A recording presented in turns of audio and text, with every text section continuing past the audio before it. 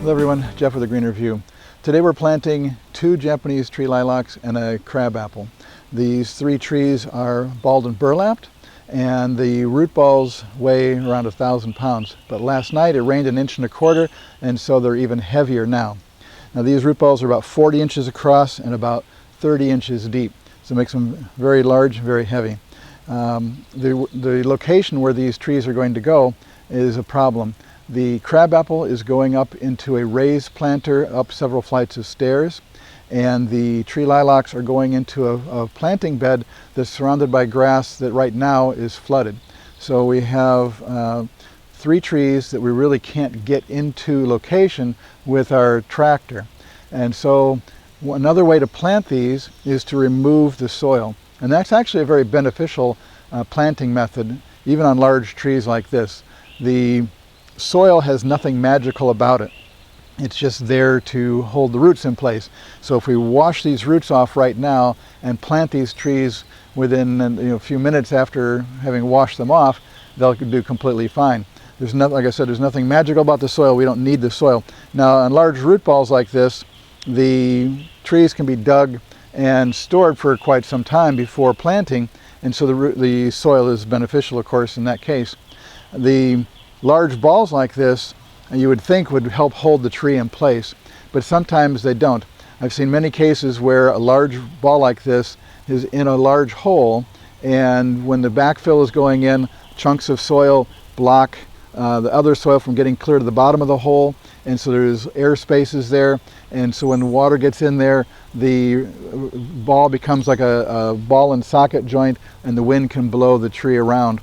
And so by taking all the soil off and putting these trees in the ground, the soil backfill will be in contact with the roots continuously and not allow any air spaces, and so the trees will be more stable in the ground by having the soil washed off and then planted into the ground bare root. The roots on most trees are going to grow in the top 18 inches of soil, so we don't need this lower area because there are no roots in that area. And you can see that it's been damaged by the tractor, forklift arms, and so we don't need this soil anyway. It's just extra weight, so we can wash all that off and just keep the roots that are up in this top area, because that's where the oxygen is in the soil, and that's where the roots are going to grow. So we don't need this extra soil down at the bottom of the root ball. And as you can see, most of the roots are up in that top section of the soil, wrapped around what was the ball before. We want to cut off all of the ropes. I've seen ropes wrapped around trunks in the past. This one's not so bad because they're not wrapped around it, but we do want to remove these because this area is near the surface doesn't stay moist enough for these ropes to decay, and so they will girdle the tree trunk eventually. So all of the ropes and all of the burlap across the top needs to be removed so that there's good air exchange and nothing that will damage the trunk on the tree.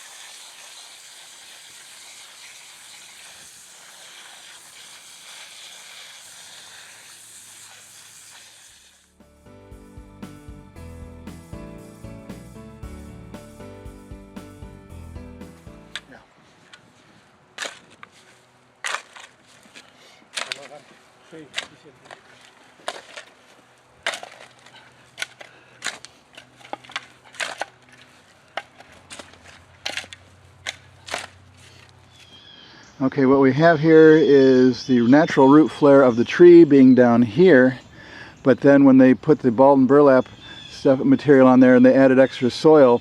They added soil way up above that level, and so we got a couple of new roots that are coming out higher on the trunk than where we want to plant the tree. So we're going to prune these. We're going to prune these two off now because they're up above where the roots should be when it's planted properly. Okay.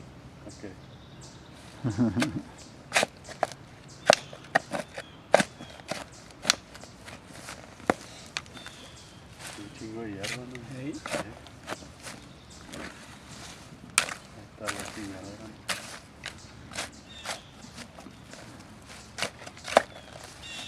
¿Qué está nombrado ahí? Okay. Enough.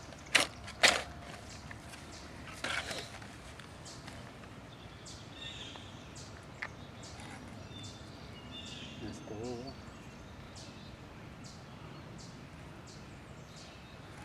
Hey.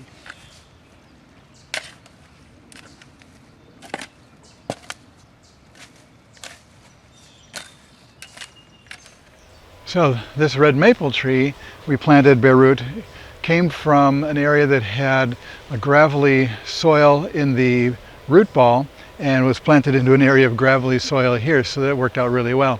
And there were a couple of roots on this tree that were wrapped around the trunk, and a couple of roots that were really long when they were extended, and we were able to plant those spread out into the landscape more than if we had just left them in the root ball. And this tree is doing really well, and now that we're in October, it is starting to turn fall color.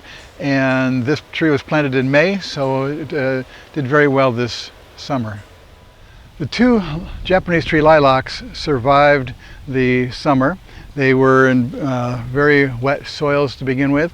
This one and the third one over here are doing okay for October, and they were planted in May, so they've done pretty well.